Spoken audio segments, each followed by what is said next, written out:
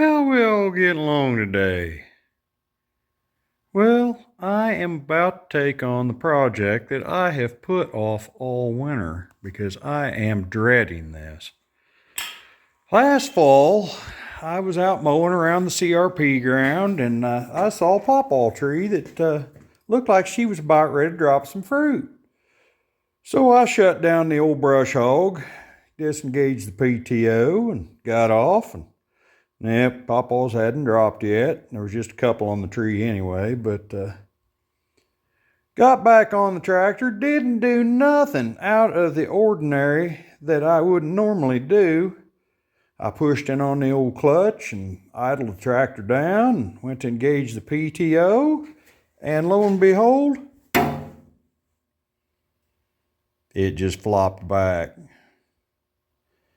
And my heart dropped. I thought I had really tore something up. Didn't make any noises or anything, but the handle just swings free now. Now, almost any other engineers would have attached the handle on the outside and just made it a solid shaft down through the gearbox there, but not Allis Chalmers. I pulled up a schematic and it looks like there is a little roll pin that is inside the gearbox that locks that handle on. So right now, I am assuming that that roll pin has either fallen out or sheared off. But either way, it's not good. I do not see any easy way to access said shaft. It's looking like if I try to go in through the bottom and there ain't a very big spot down there, just a small little cover, that the hitch and everything's going to have to drop out.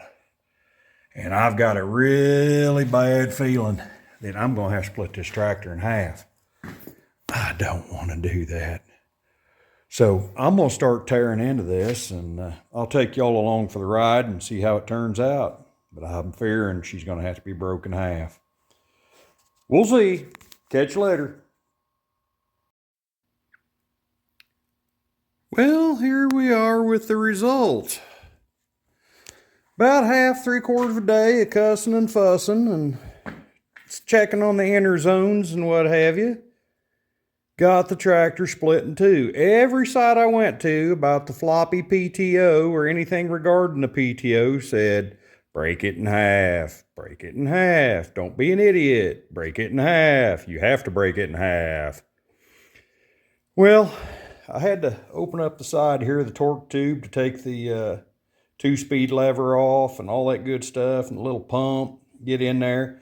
And I should have peeked in there a little farther because, well, it wouldn't have mattered anyway. I'd already taken the bolts out and ruined the gasket. But when I split the tractor in half, my pin had neither fallen out nor broke. There's my little cotter pin. She had just worked her way out of the hole. And we've had this tractor since, I think, 66. I think's when we got it and all that good stuff. So she's been around a long time. So it took a long time for that old roll pin to work its way out of there. But it did, sure enough. Now, there was other things obstructing my view. You would not have been able to get in there easily. But I think with a little bit of fabrication, I could have taken me a pry bar and maybe welded a new fulcrum on it to where it matched up, where I could have used leverage off the front of that drum. And I probably could have reached back in there ever so carefully and had somebody help me line that hole back up. And I think I could have beat that daggone booger back in there. And that thing probably would at least run as long as I'm going to be alive. And nobody's going to give a hoot after I'm gone. So, man, that was a lot of work just for that. I was really expecting that pin to be sheared off. I was not expecting it just to have slowly worked its way out of the hole. So the moral to that story, don't always believe the inner zones. Do your own investigations. If I had just got down here with a flashlight and put my peepers down in there, I probably would have realized I could have just pushed that pin back in before I had this tractor broken in half. Well, live and learn.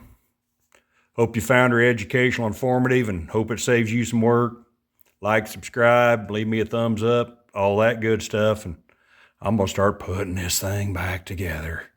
Oh, and I'm not going to put a roll pin back in it. I've got me some grade 5, 5/16 bolts over there in the bolt bin, and some of them real fancy squished looking nuts that lock on real good. So I'm going to push me a 5/16 grade 5 bolt through that thing and put me one of them lock nuts on it, and maybe whack her with a chisel once or twice so she never comes loose again. And I won't have to worry about it. Catch y'all later. Well, as we get closer to putting this old D17 back together, I got my roll pin out, got everything cleaned up, took time to clean out the strainer for the hydraulic pump. But instead of putting the roll pin back in, and I may be stupid, but I didn't want to mess with trying to find a good quality roll pin because I think it's damn near impossible anymore. And I wasn't going to risk putting the old one back in. So I went with a 5/16 grade 5 bolt and a good old-fashioned lock nut. None of them nylocks because I wasn't sure how that'd be affected by the hydraulic fluid over time. This is a good old lock nut that's got the dimples in her that bites real hard. So I put that baby in there, and I bent the washers to match the radius of the arm there. Got the bolt through from the back side, chopped her off with a pair of bolt cutters, and then just boogered the hell out of the threads just for good measure. So that thing shifts the way it's supposed to now, and I don't reckon that'll ever come loose again. Not in my lifetime anyway.